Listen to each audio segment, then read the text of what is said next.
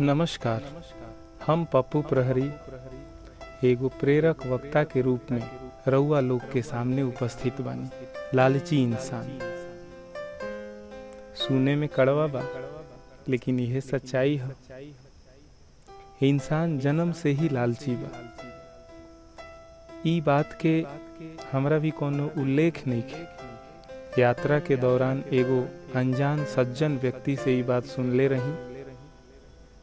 ई बात से हमरा बहुत कुछ सीख मिलल आ उम्मीद करतानी कि रउओ के अच्छा आ प्रेरक लगे।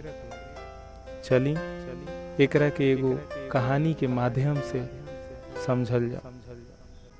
जब भगवान इस सृष्टि के रचना कैलन आ सारा जीव जंतु व इंसान के बनौलन, तो सबसे बड़का समस्या रहे कि केकर जीवन काल कतिना दिन के रही, मतलब कि के कतिना दिन जीही। चूंकि संसार के रचयिता खातिर सब कोई बराबर रहे, तो उम्र भी बराबर मिली। जैसे एगो बाबू माई खातिर सब औलाद के प्रति बराबर जिम्मेदारी रहेला। आजकल युग बा, एह में अपवाद भी बा जेके नकारल ना जा सकेला। हाँ, तो सब कोई के उम्र बराबर बराबर, यानी पेड़ पौधा जीव जंतु इंसान, यानी सब कोई के उम्र बराबर बराबर 25-25 साल मिलल। कि भगवान कहले कि जा सब कोई इस सुंदर जिंदगी के आनंद ला। सब लोग जाए लागल, लेकिन लालची इंसान भगवान भी अलग से गई। भगवान से आग्रह कैलक कि हे भगवान, ई तो हमनी साथे यानी इंसान के साथे बड़ी गलत भइल। भगवान कहलन कि कैसे? तो इंसान कहलस कि हमनी के हतिना सुघर शरीर, रंग रूप, बुद्धि देला आ उम्र ओकनिए जैसन दे देला। तो भगवान कहलन कि हाँ, हमारा खातिर तो सब कोई बराबर बा। इंसान कहलक कि कौनो तो रास्ता हुई भगवान उम्र बढ़ावे के। ई तो एकदम गलत बात बा कि हेतना बुद्धि दे दी, हेतना रंग रूप दे दी, हेतना विचार करे के शक्ति दे दी। तो भगवान इंसान के बार बार जिद कैला के कारण ई कहलन कि जा, अगर केहू तहरा के अपन उम्र दे दी तो तहार उम्र बढ़ जाई। अतिना सुनते इंसान सब जीव जंतु से उम्र मांगे लागल, पर केहू तैयार ना होखे। असही करत करत दोपहरिया हो गई, लेकिन कौनो मुल्ला ना भेटाई। अब इनका खाहू के सुहूर नहीं खे कि तनी कुछ खा पी तली। बस उम्र के लालच में हे जीव भी से हो जीव भी, हे पेड़ भी से हो पेड़ भी, हे जानवर भी से हो जानवर भी, लेकिन कोई तैयार ना भई। दिन के 3 प्रहर बीत गए। अब इंसान के मन उदास होखे लगा कि जतिना आसान सोचले रही उतना आसान नहीं खे। पर इंसान हिम्मत ना हारल और फिर से चल देलक आगे। अभी कुछ ही दूर गईल रहे तो इंसान देखलस कि एगो बैल जोर से दौड़ के भागल जाता। तो इंसान भी दौड़ के बैल भी गईल आ जाके पूछलस कि का भइल भाई, काहे इतना जोर से भागताड़ा? बैल कहलस कि मत पूछ भाई, सुबह से ना पानी ना भोजन, खाली जोताइल बानी। हट मर्दे जाए द, बड़ी भूख लागल बा। ये जिंदगी भी बड़ी बेकार बा। बस इंसान के मौका मिल गई बैल के बुर्बक बनावे में। आ बैल के फुसला के कि भर जिंदगी असही दुख झेले के पड़ी। बैल के भी उम्र ले लेला। ई बात एकदम साच बा कि जब इंसान दुखी होला तो जिंदगी से अच्छा मौत लागेला। ई बात अलग बा कि सुख में मरे के मन ना करे। चली इंसान की उम्र तो दोगुना हो गई, मतलब कि 50 साल। 25 साल आपन आ 25 साल बैल का। फिर भी इंसान के पेट ना भर, आ फिर आगे चलल कोई और के फेर में। आगे जाके इंसान देखता कि एगो कुत्ता के एगो आदमी खाना देखा के भीरी बोलौलस, और जब कुकुर भीरी गईल तो जोर से एक लात मरलस, जौना से कुकुर के बड़ा चोट लग। कुकुर वहिया से काए काए करत भागल, तो इंसान दौड़ के कुकुर भी गईल आ पूछलस कि का भइल मर्दे। त कुकुर कहलस कि देखा खाए खातिर बोलौलस, खाए गनी हते एक लात मरलस, देखा हमार बुझाते कि डाँडे तूर देले। तो इंसान कुकुर से कहलक कि ऐसने जिंदगी तो भर दी जिंदगी जिए के पड़ी मर्दे, कौन जिंदगी जिया ताड़ा तू। आ कुकुरों के फुसला के कुकुर के उम्र अपना में जोड़ लेलस।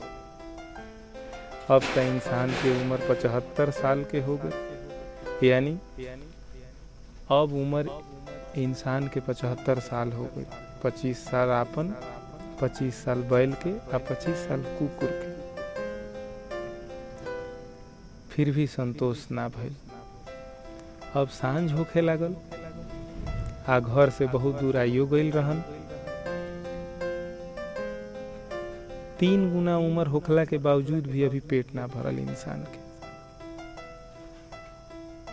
यही से कहिला कि लालची इंसान। लेकिन अब तो रात होखे लागल, आ घरहू जाए के बा, तो उदास मन से बेचारे वापस लौटत रहन।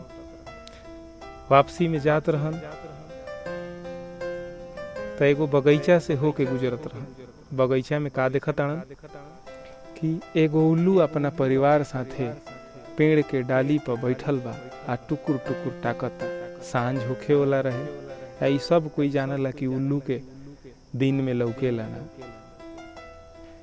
थोड़ा देर देखला के बाद में इंसान उल्लू से कहला, का हो भाई, कौन जिंदगी जिया ताड़ा, चुपचाप टुकुर टुकुर ताकत ताड़ा, ई कौनो जिंदगी है? एहे संसार में तारा के केहू जानतो बा? तारा के ना केहू जानता, ना केहू पहचानता, ना तू केहू के देखा ताड़ा, ना जाना ताड़ा, ना पहचाना ताड़ा। ये ऐसने जिंदगी, कौन जिंदगी भोग ताड़ा मर्दे। उल्लू भी इंसान के बात में आ गई, अपन जिंदगी के दुर्दशा देख के इंसान के अपन उम्र दे देला। इंसान उल्लू के बुर्बक बनावे में सफल हो गई, आ उल्लू के उम्र हड़प ले ले। अब इंसान भी 100 साल हो गई, यानी 25 साल आपन, 25 साल बैल के, 25 साल कुकुर के, आ 25 साल उल्लू के। अतिना उम्र लेके भगवान भी गईले इंसान, तो कहले कि तू देला 25, हम 100 कर देनी है भगवान।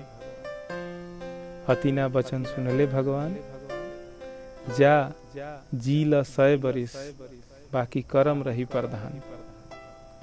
भगवान कहले कि जा, तहार उम्र 100 साल हो गई, लेकिन कर्म के प्रधानता हमेशा ऊंच रही। जैसन करब वैसन पैब। तो देखी सब है, आज हमनी के 25 बरस तक कुछो ना करे के पड़ेला। काहे कि ई उम्र भगवान के देल है। ई उम्र बाबू माई के छाया में बीत जाला। पूरा मौज मस्ती, ना कहीं से खाए के चिंता बा, ना ले आवे के चिंता बड़ुए। सब बाबू माई, सब बाबू माई, सब बाबू माई, सब बाबू माई का। ऐसे ही करते करते जब उम्र 25 से 50 साल वाला कैटेगरी में आवेला, तो अब आवेला बैल वाला जिंदगी। अब और ब्याह हो गई, परिवार आ गई, बाल बच्चा हो गई, आ सब कोई के पेट भरे खाती अब बैल लेखा खटत रही। आ खटही के परी, काहे कि ई उम्र बैल के है। अब आगे चली तब 50 से 75 साल यानी कुकुरा वाला जिंदगी। अब रउआ बुढ़ाए लगनी, लइका सयान हो गईले सब, ओकनियों के बियाह हो गई। अब रउआ जवन कहब तवन ना होई, काहे कि सब लइका सयान हो गईले सब आ सब आपन आपन मन के बात करी है सब। रउआ खाली कुकुर लेखा भूकत रहे। अब रउआ आज्ञा दी, काहे मिलब एगो और कुकुर के। ऐसे ही कहानी लेके से आगे बढ़ल जाओ तक खाती। जय श्री 75 से 100 जय श्री राधे कृष्ण। ई उम्र में आँख से कम लौके लगी, ठेहुना जवाब दे दी। आ रउआ बिस्तर पर पड़ल पड़ल देखत रही कि का होता। अब रउआ हाथ में कुछो नहीं खे। उहे परिवार जेकरा खातिर रउआ उ सब कुछ कैनी जौन जरूरी रहे, अब उहे परिवार में राउर महत्व ना के बराबर बा। रउआ बस बैठ के देखत रही उल्लू के जैसन, काहे कि ई उम्र उल्लू के ह। चली ई कहानी तो अब खत्म हो गई। हम ई उम्मीद करतानी कि रउओ के समझ में आ गई हुई कि उम्र के हर पड़ाव पर भूमिका बदलत रहेला। कारण तो समझ में आइए गई हुई। तो अभियों से लालच छोड़ी, आप भगवान जैसे राखस वैसे खुश रही, आराम नाम जपत रही। अगर हमार बात रउआ के अच्छा लागल हुई तो ई चैनल के सब्सक्राइब जरूर कर ले आ घंटी के दबा दे।